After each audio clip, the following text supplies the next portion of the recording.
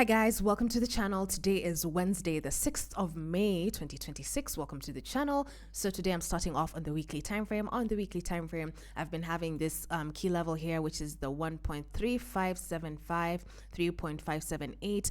Last week we closed over with this bullish candle here, but we still ended up closing below that zone. But still, it was not a pin bar.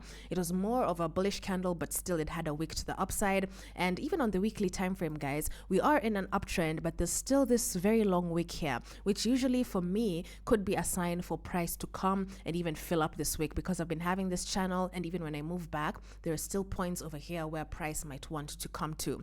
So for now, I'm going to be bullish on the weekly time frame simply because we are in an uptrend. This is the impulsive retracement, impulsive, which made a higher high over here as well, retracement, and this could be the beginning of a new impulsive. I still don't know how far this impulsive can go. But yeah, I will not be shocked if price even wants to come all the way back up here. So now going over to the daily time frame. On the daily time frame, I've been having this trend line. There was some candles here that formed. These two bullish engulfing candles formed at the 1.346. So currently, even on the daily time frame, I am in an uptrend. As much as, yes, we have this candle here, which I spoke about on Monday, and even this bearish candle, these candles to me were still retracements, because as much as this candle was looking quite bearish, but where it formed rather was what was like, didn't really convince me that price might want to continue selling for now.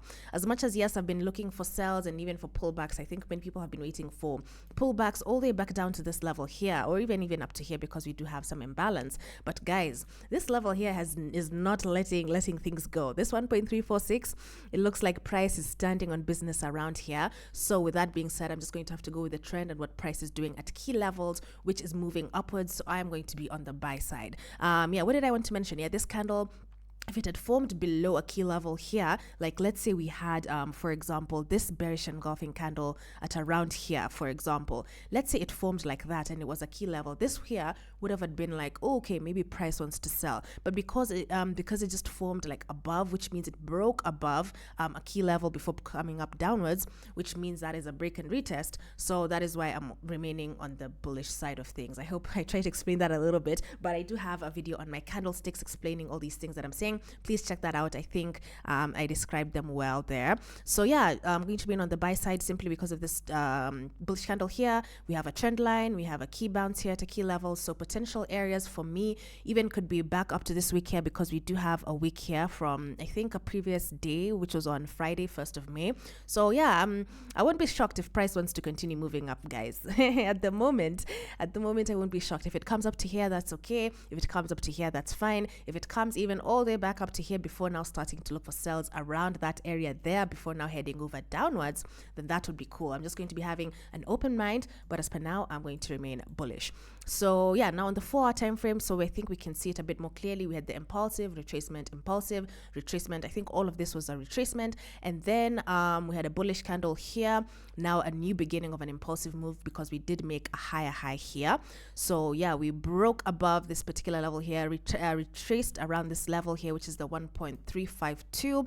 On Monday, I was looking for a bullish candle here from the 4-hour time frame, which I got, and I ended up taking along at around this area here. It hasn't yet hit my TP. I think I was just targeting, my stop loss was 30 pips. I think it was, yeah, just slightly just below there, something like that anyway. But yeah, it hasn't reached my TP yet, so I'm just going to be waiting for that. If at all that happens, that could be nice.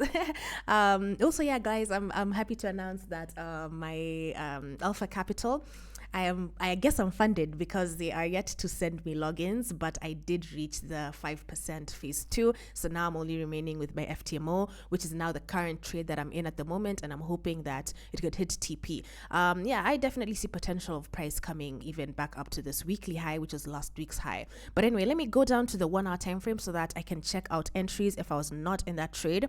Is there anything else to point out? Yes, just this bullish candle here, which I am expecting. It did form at a key level, guys. Oh yes, and also, I don't know if to you this is a double bottom. To me, I could say that it is a double bottom. And if this is a double bottom, guys, then that means usually with double bottoms, with something like this, there is a potential of price coming all the way back to here. I forgot the name of what this leg of the double bottom is, but there could be a potential, which is why I will not be shocked.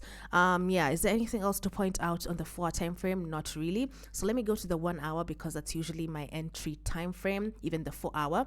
So this is Friday's low, and I put a zone here because usually, as much as I love my key levels and rounding them off to round numbers, I still always have to remember that it is a zone. So this is the zone that where price reacted from yesterday, and then my entry was around there. So, and this is all Tuesday's high, which I mark in different colored key levels, which you can see are in maroon. So today, if I was looking for entry, I'd probably be looking at the moving averages. We have broken above the high, so I'd just be looking for some type of pullback, maybe back down to Tuesday's high, maybe somewhere like there, before now looking for more buys, even back up to here, guys. This target to me does not look bad at all. What else? Let me put my moving average and see where else we can get these entries.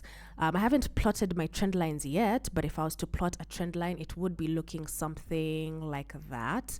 And usually with my trend lines, I like prices to bounce off trend lines. So I'll just be looking for something like this. Anything that's nice from a key level. It's only that now price is pulling upwards, so I can't really get a proper area, but I'll just be waiting for a retracement, maybe around these levels here. And then we see if it can continue pushing upwards with the candles, of course. Now, there's something I want to point out on the Euro USD, and I hope so far that analysis has made sense. On the Euro USD, there's something that I also spotted over here, and I was like, something is happening. Because on the Euro, guys, a lot of people have been saying we're selling, but even on the Euro, there's still no candles at any of these key levels that are showing me that we're about to sell. Because look over here, guys, this candle that touched this level, the 1.185, it was not a pin bar, very long pin bar. We don't have like any bearish candles. So even with the euro, I'm still not going to be shocked if the euro wants to come even back up. Let me even delete this because it's confusing. Come up and even fill this week and continue, because we can see even the euro rejected. The euro wasn't the cleanest, which is also why I don't trade the euro.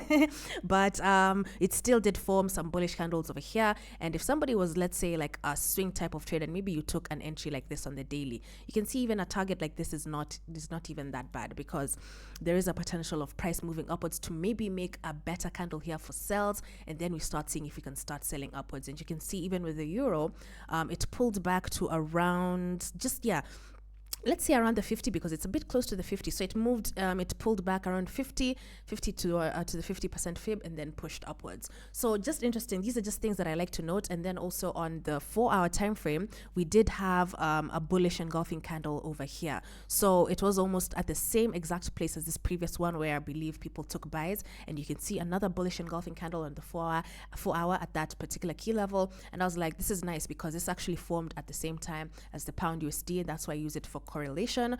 But yeah, even the euro, I'm still going to remain bullish on this one as well, as much as I do not trade it. Now let me go over to the dollar index. So the dollar index, now this dollar index has what's been interesting, because I think today I just saw some news that, let me just open this up again. Yes, so there is some potential of the Iran deal hopes, Iran war ending, because Trump just said on his Truth Social that there has been great progress towards a complete and final agreement. So if this happens, then that will mean oil prices are going to go lower. So that means if oil prices go lower, then the dollar index has the potential of going lower.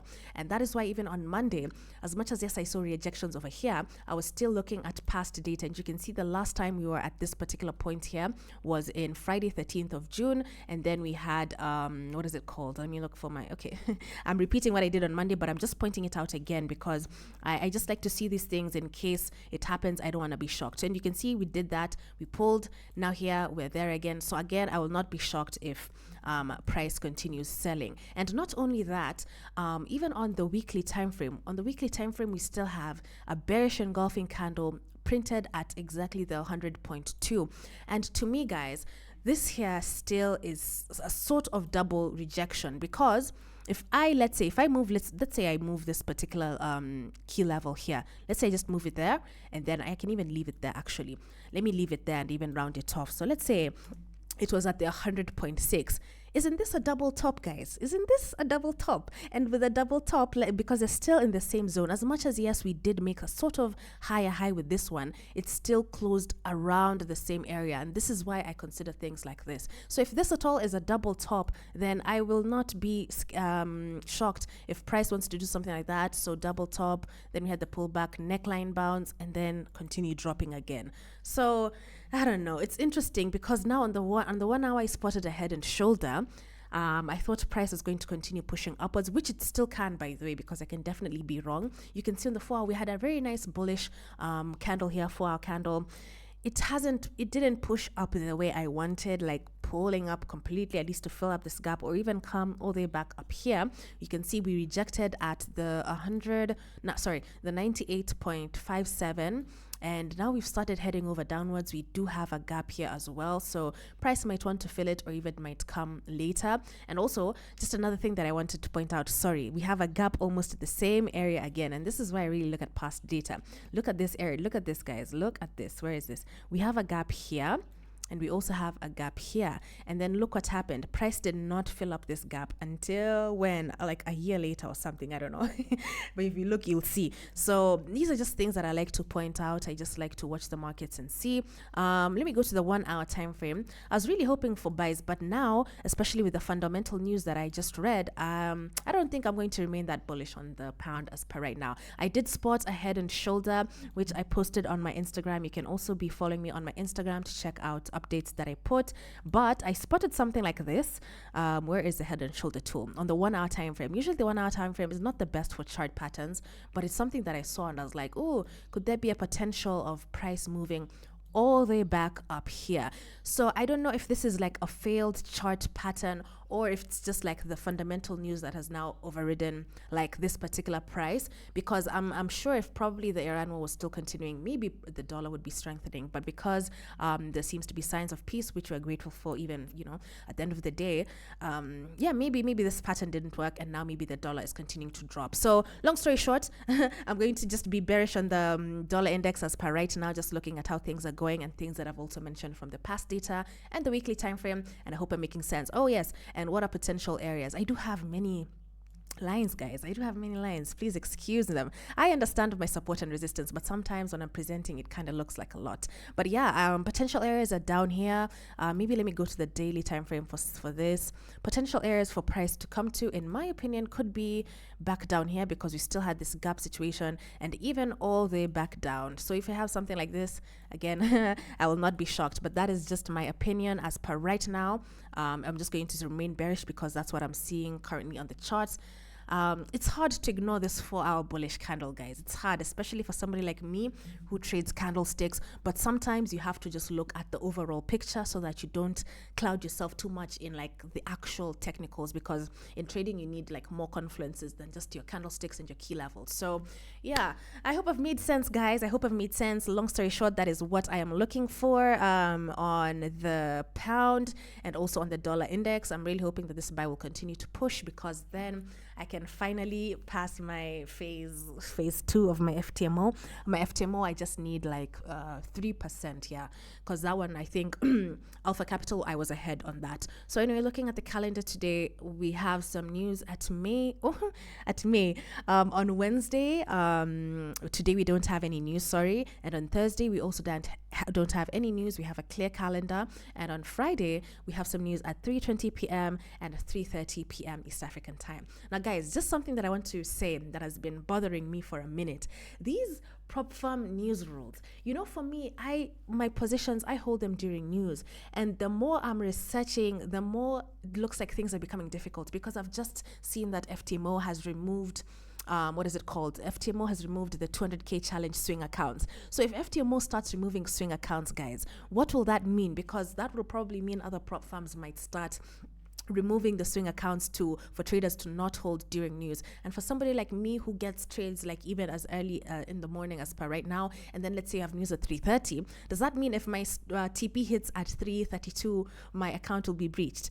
I don't know, guys. I'm going to have to make a video on this, because it's something that has been bothering me for a minute, and I'd really appreciate your insights. Even right now, if you trade like with standard accounts and with news, you can comment down below, because as much as like I'm close to getting funded, or even I am maybe on Alpha Alpha Capital.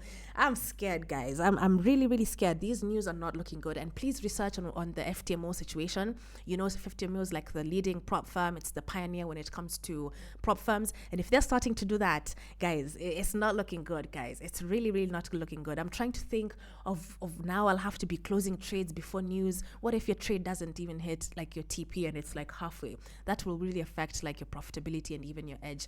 I don't know, guys. Oh, I've been thinking a lot, guys. I'm even having sleepless nights because I've just been researching and it's like, yo, I don't know. But anyway, I'm still grateful. Thank you for your support. Thank you for watching my videos. And yeah, have a good day. I'll see you in the next one. Bye-bye.